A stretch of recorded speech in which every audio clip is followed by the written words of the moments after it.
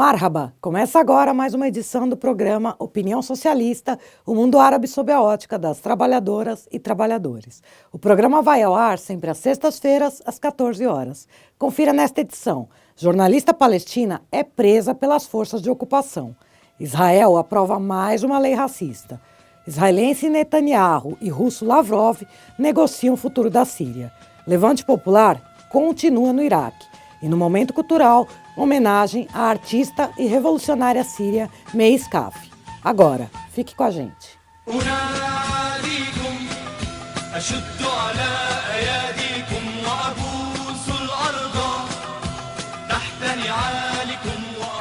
Na última terça-feira, dia 24, Israel prendeu a jornalista e escritora palestina Lama Carter.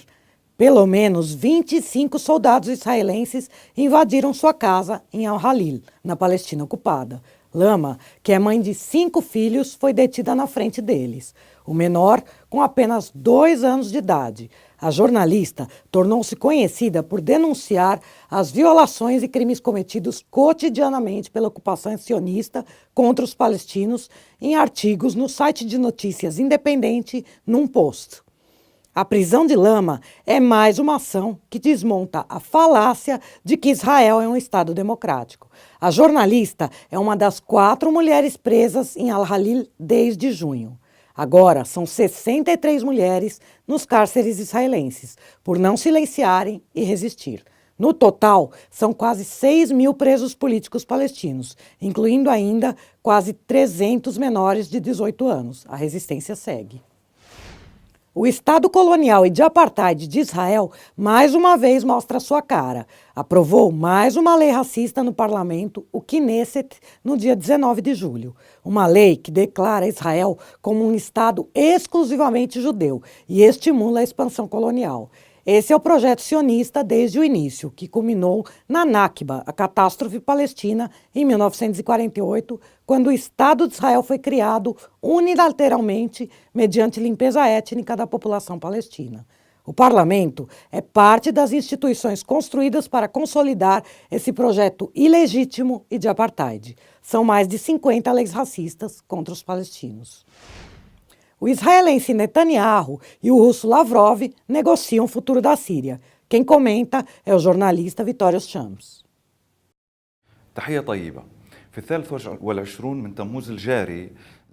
Bom dia. Em 23 de julho, o ministro de Relações Exteriores russo, Sergei Lavrov, visitou o adido militar russo em Tel Aviv e se reuniu com o primeiro-ministro do inimigo sionista. O principal ponto tratado foi a recusa de Israel em aceitar a proposta russa de manter as forças iranianas a uma distância mínima de 100 quilômetros da fronteira da Palestina ocupada. Anteriormente, as condições israelenses eram de manter as forças iranianas a distâncias que variavam entre 20 a 80 quilômetros. Agora, frente à proposta russa de manter a distância de 100 quilômetros, o Estado de Israel exige a remoção de todas as forças iranianas da Síria.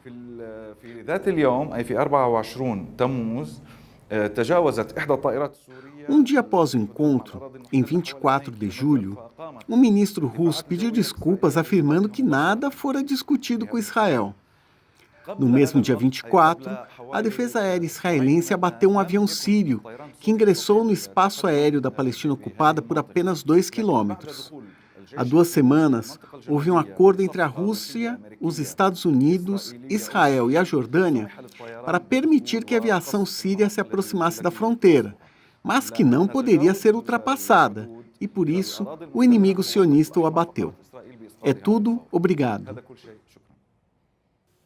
Obrigada, Vitórios. O levante popular que sacode o Iraque desde 8 de julho continua. Apesar da repressão intensa, com deslocamento de tropas e 14 mortos, as mobilizações se espalharam no sul do país e chegaram à capital. As regiões a oeste, como Anbar, estão sob controle militar estrito após a expulsão do Daesh, grupo autodenominado Estado Islâmico. A população trabalhadora luta por energia elétrica regular, água potável, empregos e protesta contra a corrupção e a ingerência iraniana e americana. A questão da energia é muito sensível.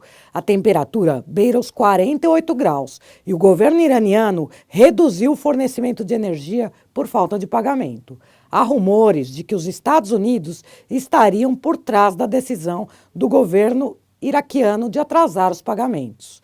Agora, as autoridades do país buscam negociar a compra de energia elétrica do Kuwait. A água começou a escassear a partir da construção de barragens no lado iraniano do rio Tigre. Chamada de Veneza do Golfo, no passado, a cidade de Basra tem seus canais esvaziados e sua zona agrícola reduzida.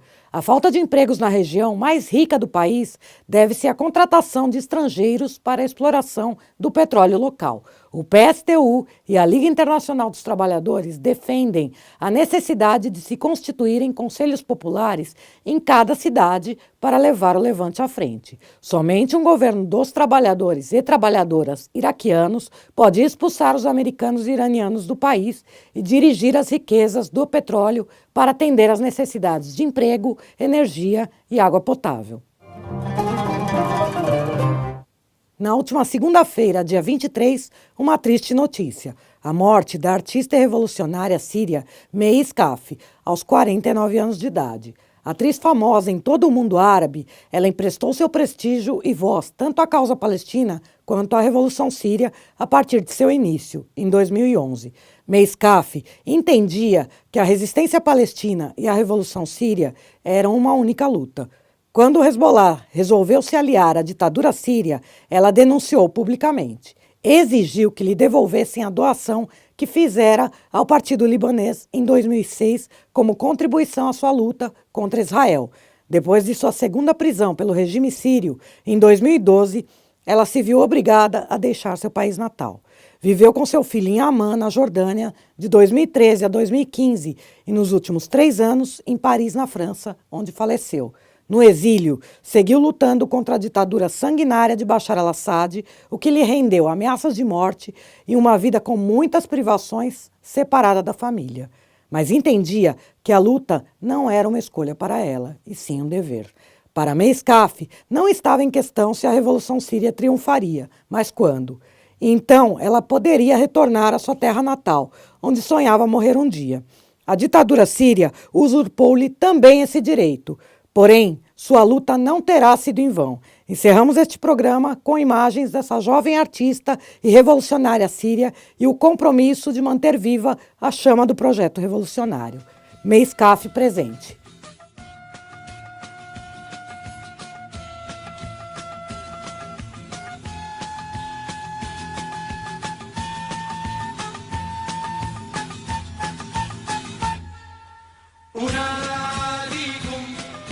أشد